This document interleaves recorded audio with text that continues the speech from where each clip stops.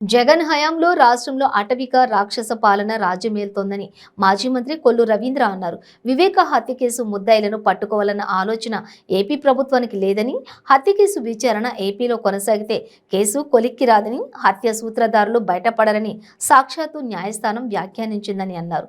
అధికారంలోకి రాకముందు తన బాబాయిని ప్రతిపక్షం చంపేసిందని చెప్పిన జగన్ ఇప్పుడు సీఎం అయ్యాక ఒక్కసారి కూడా కేసు విచారణపై ఆరా తీయలేదని ప్రశ్నించారు.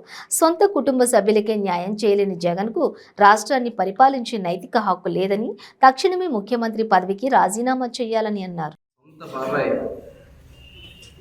వివేకానంద రెడ్డి హత్య ఉదంతం మొత్తం కూడా గత 4 సంవత్సరాలుగా దేశం మొత్తం కూడా చూస్తాం. ఈ రాష్ట్ర ముఖ్యమంత్రి జగన్మోహన్ రెడ్డి ఈ హత్య వెనక పూర్తి పాత్ర ఉందనేది ఇవాళ రోజు రోజుకి వస్తున్నటువంటి సమాచారం బట్టి క్లియర్గా అర్థమవుతాం.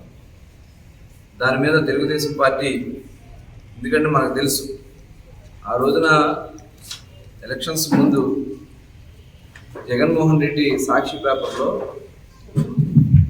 మెయిన్ షీట్ అంతా చంద్రబాబు నాయుడు గారు ఫోటో వేసి ఆయన చేతిలో గొడ్డలు పెట్టి నారాసుర రక్త చరిత్ర రాశాడు. ఆ రోజున సిబిఐ ఎంక్వైరీ కావాలని అడిగాడు. అధికారంకి వచ్చిన తర్వాత సిబిఐ ఎంక్వైరీ అక్కర్లేదని చెప్పాడు. స్వయాన వివేకానంద రెడ్డి కూతురు అల్లుడి మీద కూడా ఈ హత్యను మొత్తం నెట్టాలని కూడా ప్రయత్నం చేశారు. చివరికి ఆ అమ్మాయి సునీత రెడ్డి సిబిఐకి లెటర్ పెట్టుకుంటే దాని మీద ఎంక్వైరీ చేస్తానని మొత్తం బయటకు వస్తాం. ఆ రోజు మొట్టమొదటి దాన్ని గుండెపోటుగా చిత్రీకరించాలని చూశారు. తర్వాత గొడ్డలిపోటు అన్నారు.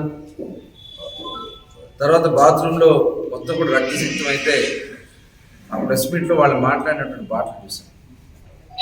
ఇవాళ పూర్తి ఆధారాలు బయటకు వస్తామని స్వయంగా అవినాష్ రెడ్డి హత్య జరిగిన రోజు రాత్రి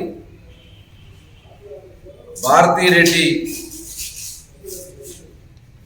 సహాయకుడిగా ఉన్నటువంటి నవీన్ ఫోన్కి అనేక సార్లు ఫోన్ చేశాడని, అదేవిధంగా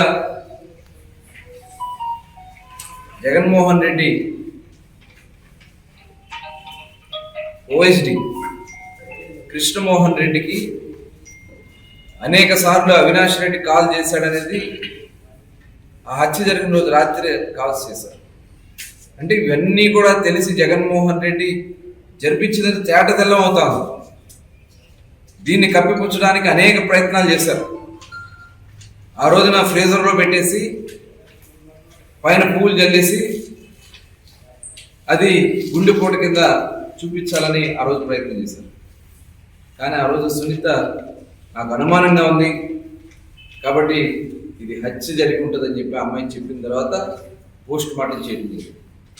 అంటే ఒక ఉద్దేశపూర్వకంగా జగన్మోహన్ రెడ్డి సొంత బాబాయిని హత్య చేసి ఇవాళ ఆ హత్యని తన స్వార్థానికి వాడుకుని, ఎలక్షన్స్లో వాడుకుని ఇవాళ అవన్నీ కూడా తారుమారు చేయటానికి,